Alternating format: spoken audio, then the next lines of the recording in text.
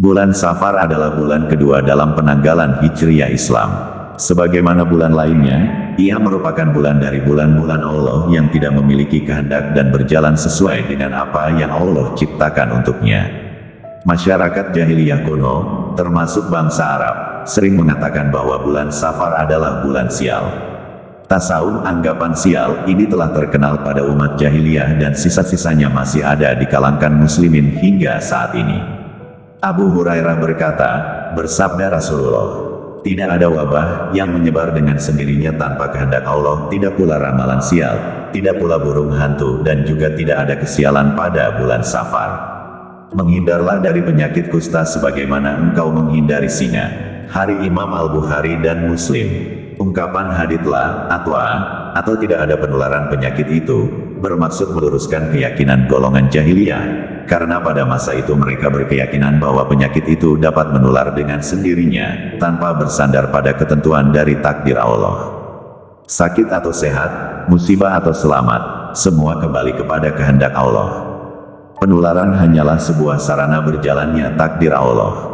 Namun, walaupun keseluruhannya kembali kepada Allah, bukan semata-mata sebab penularan, manusia tetap diwajibkan untuk ikhtiar dan berusaha agar terhindar dari segala musibah.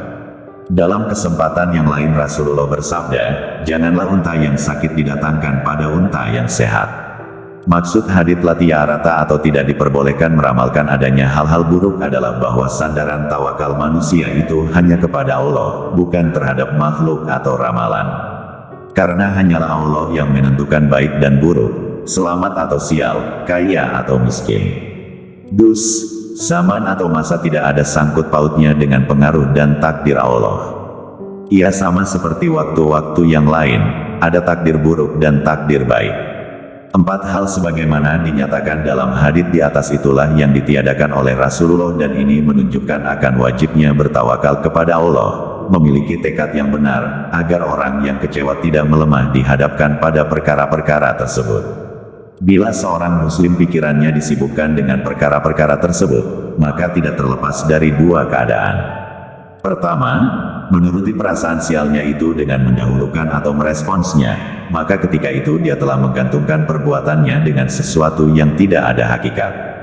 Kedua, tidak menuruti perasaan sial itu dengan melanjutkan aktivitasnya dan tidak memedulikan, tetapi dalam hatinya membayang perasaan gundah atau was-was. Meskipun ini lebih ringan dari yang pertama, tetapi seharusnya tidak menuruti perasaan itu sama sekali dan hendaknya bersandar hanya kepada Allah. Penolakan akan keempat hal di atas bukanlah menolak keberadaannya, karena ketanyaannya hal itu memang ada. Sebenarnya yang ditolak adalah pengaruhnya. Allah lah yang memberi pengaruh. Selama sebabnya adalah sesuatu yang dimaklumi, maka sebab itu adalah benar. Tapi bila sebabnya adalah sesuatu yang hanya ilusi, maka sebab tersebut salah. Muktamarmu yang ketiga, menjawab pertanyaan, bolehkah berkeyakinan terhadap hari naas, misalnya hari ketiga atau hari keempat pada tiap-tiap bulan, sebagaimana tercantum dalam kitab Lataiful Akbar, memilih pendapat yang tidak mempercayai hari naas dengan mengutip pandangan Syekh Ibnu Hajar Al-Haytami dalam Al-Fatawa Al-Haditsiyah berikut ini. Barang siapa bertanya tentang hari sial dan sebagainya untuk diikuti bukan untuk ditinggalkan dan memilih apa yang harus dikerjakan serta mengetahui keburukannya, semua itu merupakan perilaku orang Yahudi dan bukan petunjuk orang Islam yang bertawakal kepada Sang Maha Penciptanya, tidak berdasarkan hitung-hitungan dan terhadap Tuhannya selalu bertawakal. Dan apa yang dikutip tentang hari-hari nestapa dari sahabat Aliko adalah batil dan dusta serta tidak ada dasarnya sama sekali. Maka berhati-hatilah dari semua itu. Ahkamul Fuqaha 2010/54. Indikasi kesialan dalam Quran dan hadits. Mungkin ada pertanyaan, bagaimana dengan firman Allah Ta'ala, yang artinya, kaum, pun mendustakan pula. Maka alangkah dahsyatnya azabku dan ancaman-ancamanku, sesungguhnya kami telah menghembuskan kepada mereka angin yang sangat kencang pada hari nahas yang terus-menerus, yang menggelimpangkan manusia seakan-akan mereka pokok korma yang tumbang. Qs Al-Qamar 54-18-20. Imam Al-Bagawi dalam tafsir Ma'alim Al-Tanzil menceritakan, bahwa kejadian itu, fi yaumin nahsin mustamir, tepat pada hari Rabu terakhir bulan Safar. Orang Jawa pada umumnya menyebut Rabu itu dengan istilah Rabu Wekasan. Hemat penulis, penafsiran ini hanya menunjukkan bahwa kejadian itu bertepatan dengan Rabu pada Safar dan tidak menunjukkan bahwa hari itu adalah kesialan yang terus-menerus. Istilah hari naas yang terus-menerus atau Yaumin Nahsin Mustamir juga terdapat dalam hadis Nabi.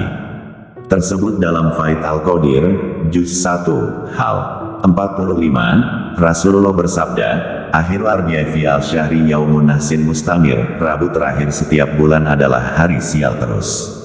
Hadits ini lahirnya bertentangan dengan hadits sahih riwayat Imam Al-Bukhari sebagaimana disebut di atas. Jika dikompromikan pun maknanya adalah bahwa kesialan yang terus-menerus itu hanya berlaku bagi yang mempercayai.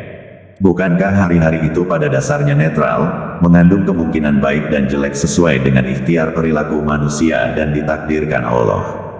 Bagaimana dengan pandangan Abdul Hamid Quds dalam kitabnya Kanzun Najah was Surur fi Fathil al-Azminah was Suhur yang menjelaskan, banyak para wali Allah yang mempunyai pengetahuan spiritual yang tinggi mengatakan bahwa pada setiap tahun, Allah menurunkan 320.000 macam bala bencana ke bumi dan semua itu pertama kali terjadi pada hari Rabu terakhir di bulan Safar.